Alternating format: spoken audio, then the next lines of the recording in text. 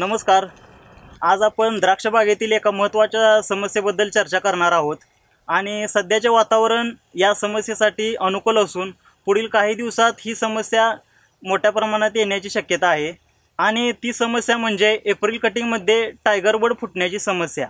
तर शेतकरी मित्रांनो, सध्या विविध द्राक्ष पट्ट्यामध्ये विजेच्या कडकडाटासह मोठे पाऊस झालेले आहेत.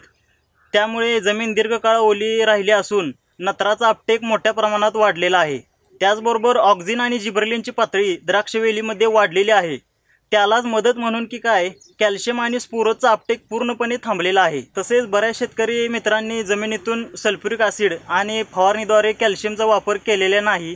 तसेच काडीची वाढ मर्यादित राहावी यासाठी पालाशचा वापर मोठ्या प्रमाणात केलेला असल्यामुळे याचा परिणाम कॅल्शियमच्या पातळीवर झालेला दिसून येतोय.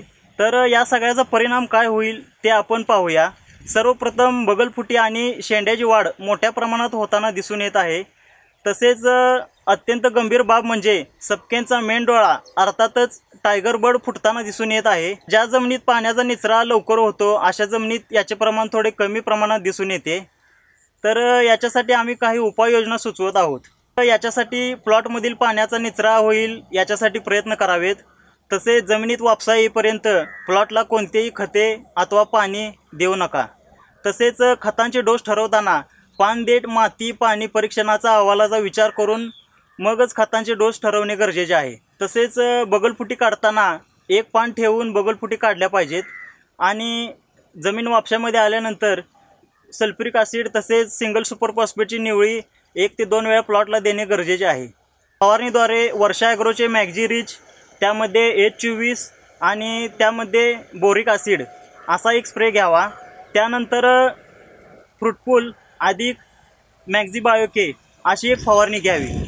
अशा प्रत्येकी 2 ते 3 दिवसाच्या अंतराने 2-2 फवारण्या घ्याव्यात. तसेच या फवारणीमध्ये ट्रायकोनेझोल गटातले बुरशीनाशक जसे की स्कोर, फॉलिक्युअर, कॉन्टाप या बुरशीनाशकांचा देखील तुम्ही वापर करू शकता. तर शेतकरी मित्रांनो, तुमच्या प्रतिक्रिया आम्हाला कमेंटद्वारे कळवा आणि काही शंका असतील तर दिलेल्या नंबरवरती संपर्क साधा. व्हिडिओ आवडल्यास लाईक करा, शेअर करा आणि शेतीविषयक महत्त्वपूर्ण माहितीसाठी आमच्या चॅनेलला सबस्क्राईब करा. धन्यवाद.